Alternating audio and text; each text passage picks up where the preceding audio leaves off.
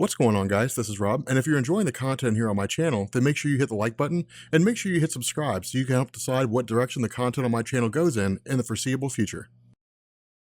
So from this point going forward, we are on the road to Sinestro Corps War, which I'm really excited about. This is actually, it's a really great story. But again, the way that Geoff Johns does this is just by building up little tidbits here and there, giving us these little small things, these tiny little things that just sort of pop up from time to time. And we'll actually see that take place here in this video, at least the very early days of it all kind of coming together. But the idea here is that we initially pick up 1 year later. Now, with regards to the Green Lantern mythos, it's the Green Lantern Corps and the Green Lantern 1 year later. The reason why is because, of course, when we covered Infinite Crisis, following the conclusion of that story, DC sat down and said, look, we already have our mainstay characters, basically the people who are the core members of the Justice League. What we need is to be able to give some emphasis to either new characters or use the popularity of Infinite Crisis to basically bring in a bunch of characters that normally wouldn't get a whole lot of representation and give them a chance to be seen. And so what basically happened is DC released a line of stories called 52, and it was literally one story every week, and it went on for a full 52 weeks, a full calendar year.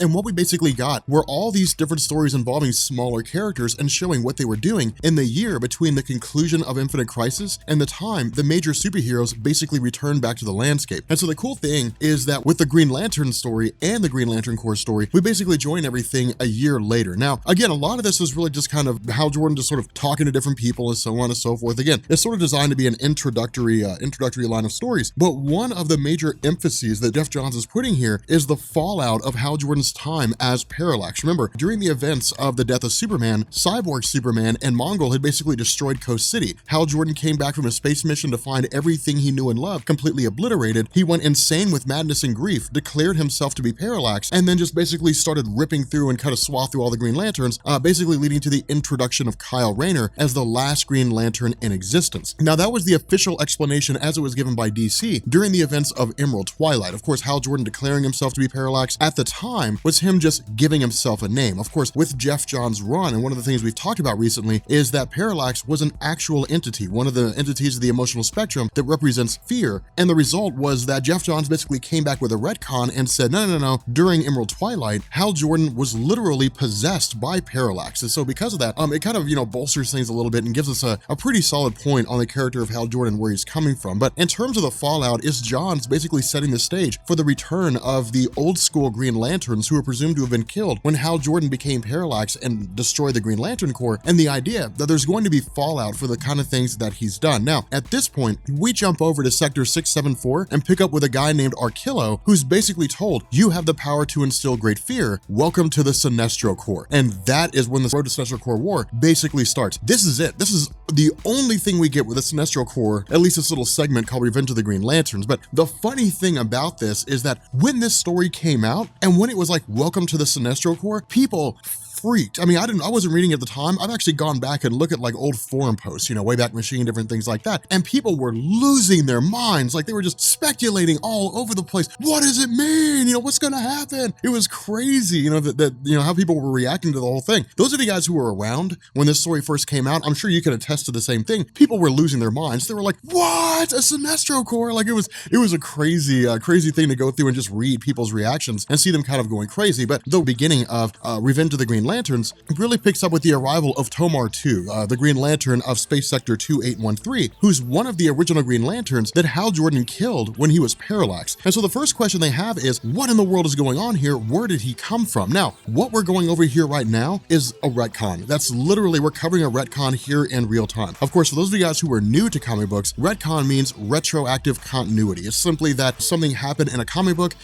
writer comes along later on down the line and changes what originally happened. And that's what Geoff Johns is going to be doing here. He's basically going to be retconning the original Green Lanterns that were killed by Hal Jordan operating as Parallax and show us that they're actually alive. And so again, the cool thing about this is that back at the Green Lantern Corps Citadel, basically, on the planet Oa, we basically have Hal Jordan dealing with a lot of the fallout with regards to how people view him. And the reason why is because of the fact that when the new Green Lantern Corps was basically being initiated, they were being trained, they were being brought in, word began to spread about what Hal Jordan did when he was Parallax. parallax, that he basically turned against the Green Lantern Corps and pushed it to the brink of almost complete and total extinction. And so because of that, a lot of people look at him as a traitor. They still look at him as somebody who's a liar, somebody who cannot be trusted. Now, this is a secondhand viewpoint, right? It's like if I tell you something and then you take it as gospel truth, you believe it because I told you, not because you know it to be true. And so because of that, these guys are basically just kind of going on what it is that they've been told by other people. It's secondhand knowledge at best. And so again, it kind of creates an interesting scenario, because what it does is it basically has Geoff Johns showing us what their allegiance to the Corps really means. Despite the fact that it's secondhand knowledge, despite the fact that they don't know that it's true, their allegiance to the Green Lantern Corps means that they view Hal Jordan as a traitor. Now, the other half of this is that they're also in fear for their own lives. Now, they don't really come out and show that. Instead, what we end up having are individuals who have basically taken up the mantle of Green Lantern for other people who were the Green Lantern of their sector before Hal Jordan killed them. For example, one of the guys that attacks Hal Jordan is basically the next person to become Green Lantern after their predecessor, Kehan, I think is how you pronounce it, was supposedly killed by Hal Jordan. And so a lot of these guys are swearing revenge. They're saying, look, the Green Lantern of my sector was killed by you. I'm the new Green Lantern, and now you're gonna die. Or at the very least, they're gonna be the absolute hell out of him. Now, of course, Guy Gardner steps in, right? And this is why fans love Guy Gardner, because Guy Gardner's like, dude, come on, man. Like, you're killing me. You really think you stand a chance? That's why people love Guy Gardner, is because he's so cocky, he's so arrogant, but he's got it where it counts. You know, some Guy Gardner fans are feeling hard, and they're like, damn right, Rob, he does have it where it counts. And I'm sure some folks are just like, yeah, man. But the fact remains here that once the entire conflict is basically quelled by Kilowog, we end up having Hal Jordan meeting with the Guardians of the Universe. Now, of course, Hal Jordan's response here is, hey, look, Tomar 2 basically arrived here. He's supposed to have been dead. The fact that he's alive means an investigation needs to be launched. Now, of course, the Guardians of the Universe are well aware of the fact that Tomar 2 is alive, but this is Geoff Johns kind of dipping into the idea that the Guardians of the Universe are a little duplicitous. They're not completely honest with the Green Lanterns. Now, it makes sense, right? I mean, when you're the president of the United States, you don't tell the American people everything that's going on, because they don't need to know everything that's going on. And even if they did, of what use would that information be to them? You tell people what they need to know, and you let the press deal with everything else. The press are the ones that disseminate that information, that give people what it is that's going on. But if you're sitting with the president and he says, hey, look, we're in the Situation Room and we have this, and this all going on, you're going to be overloaded with information. Whereas when you're given that information contextually based on the situation that you're in, then you can absorb it and you can use it for what it's worth, as opposed to just kind of letting it sit in your brain and then pass you by. And so again, it's not really keeping people from getting any information that they need. It's making sure they get the information at the right time. But it presents a very dangerous situation, because if I'm the holder of the keys and I'm guarding all the doors, you can only get in if I let you. Well, then what happens if I don't want to let you in? Well, then you can't access whatever is on the other side. Information is the exact same way. And so again, it's basically us as, readers learning that the Guardians of the Universe are holding information, but the fact that they're not benign, the fact that they are, for the most part, a little mysterious, they're very cloak and dagger in terms of how they deal with the Green Lanterns, it means that they're not giving out the essential information that's necessary. Now, with regards to Hal Jordan, his request for an investigation of what's going on with regards to the reemergence of Tomar 2 is immediately declined. It's immediately turned down. The Guardians are like, nope, you do not need to do that, simply because of the fact that the destination of Tomar 2 was traced back to his intention to arrive on Earth, but having originated beyond Sector 3600. Now, being beyond Sector 3600 basically means you're beyond known space. And if I understand it correctly, you're getting into the realm of what's basically beyond the source wall, or just at the source wall. Effectively, you're outside the patrolling area of the Guardians of the Universe. And so because of that, they basically say it's beyond our sector, beyond our ability to basically function out there. You do not go there. Not only that, the Manhunters occupy that space out there. And of course, the Guardians basically say the reason why is because of the fact that the Manhunters were able to exist in that area because nothing can survive out there. No organic organism can survive on its own. Now, of course, we end up having Hal Jordan and Guy Gardner take off anyway, because what kind of Green Lanterns would they be if they always follow the rules? And so again, it's kind of a funny scenario, but it's also Hal Jordan being, basically lying, saying, hey, look, yeah, man, of course the Guardians of the Universe sanctioned this mission. Why wouldn't they? A missing Green Lantern comes back and they want to know what happened. And of course, Guy Gardner's along for the ride. Now, we as fans know Guy Gardner was born at night, but he wasn't born last night. So he's well aware of what's going on with regards to what Hal Jordan is telling him. The problem is that when they arrive to where it was that Tomar 2 had originated from, they just find a massive amount of Manhunters. I mean, literally just thousands of Manhunters all over the place, almost like a base of operations or a giant factory cranking them them out. And that's exactly what this is. It's basically a factory cranking out all these different Manhunters. Now, these are the ones that we had seen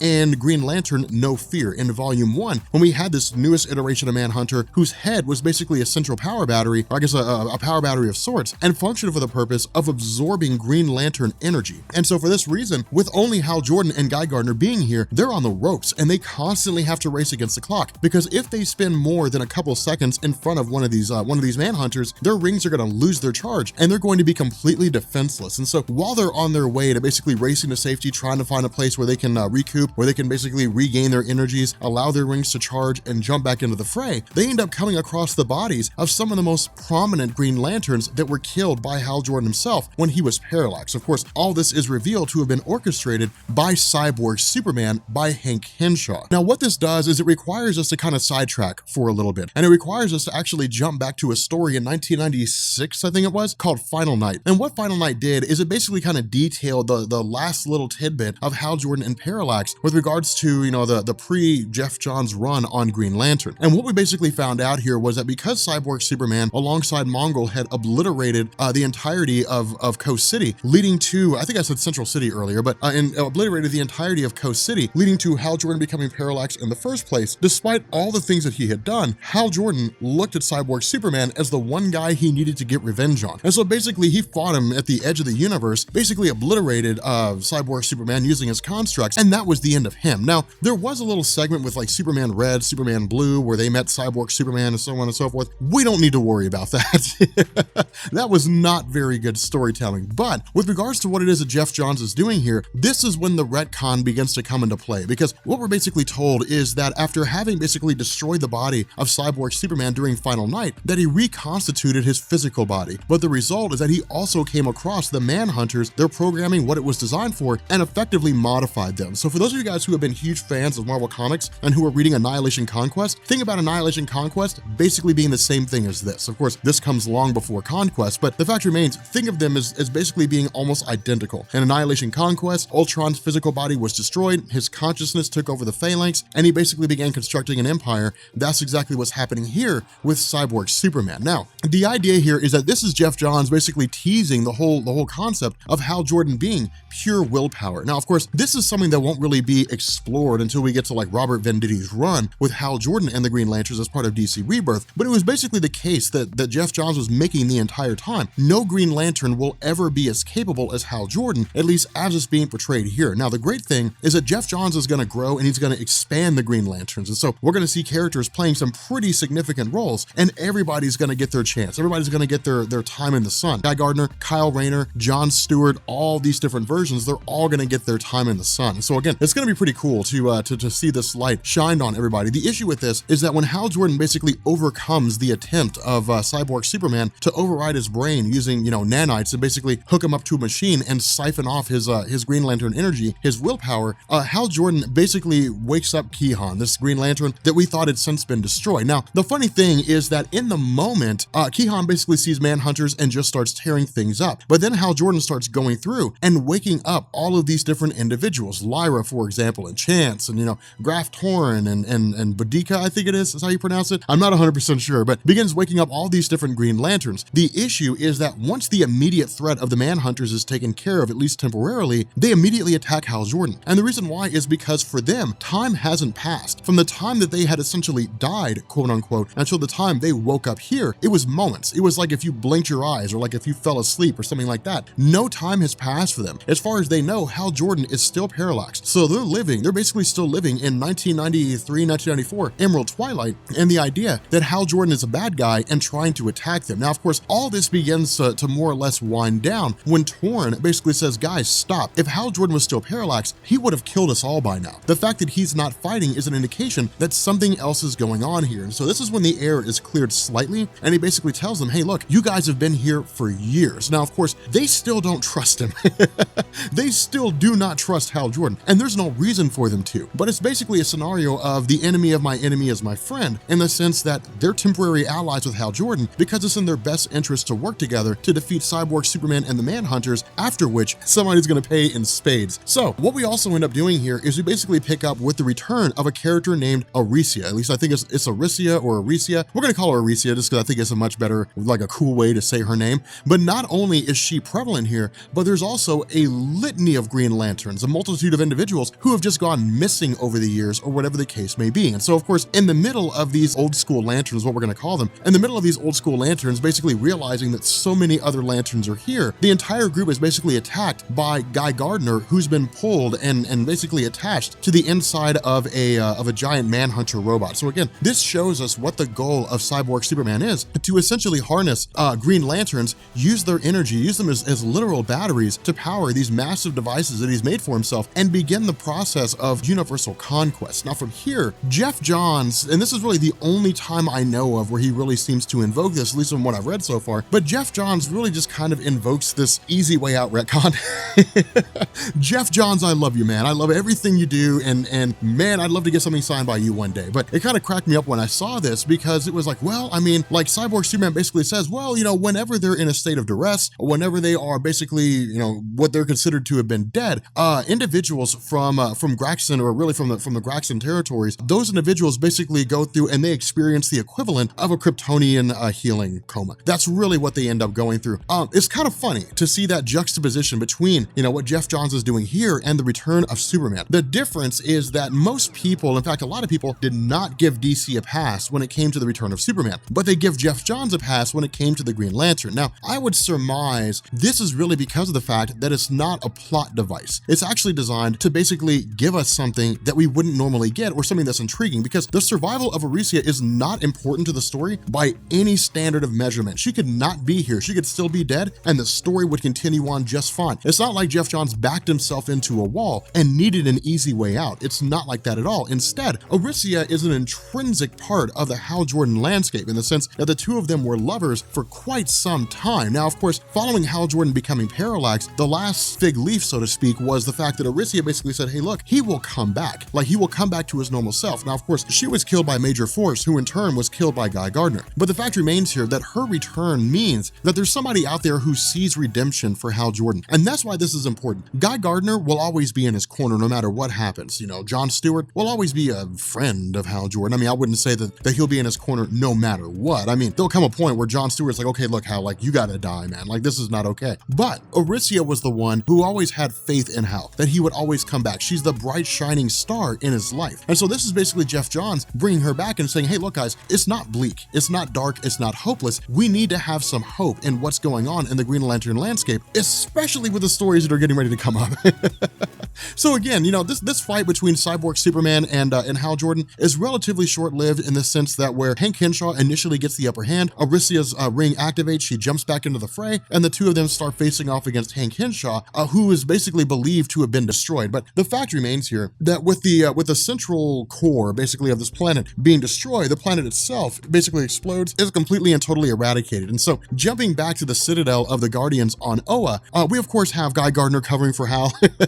Guy Gardner is of course, he's since been made a member of the Honor Guard in the Green Lantern Corps, and because of that, he's allowed 3 strikes until he loses his position, and is possibly even banned from the Green Lantern Corps. And so because of this, he basically just takes one of his lifelines. He says, yeah, man, like, I gave him permission to go on this mission. Of course, it was an error. It was my mistake. 2 more shots and then I'll be done. So, you know, just I'll worry about that then. But the problem is he still has to be punished. And so because of that, he's assigned to basically spend time a month on Prime duty. And what that means is he's going to be one of the guys who guards Superboy-Prime in his science cell day in and day out, every day for 1 month. So it's gonna suck. It's a really crappy job. But again, this is basically Jeff Johns saying, hey guys, lest we forget, Superboy-Prime is still there. Superboy-Prime is still being held by the Green Lanterns. And the reason why is because, as we know, with Sinestro Corps War, Superboy-Prime is going to come back. With that being said, guys, we're gonna bring this video to an end. If you are new here to Comics Explained, make sure you guys hit the sub button to become part of the Rob Corps. If you guys enjoyed this video, make sure you drop a like, and yeah, I will catch you all later. Peace.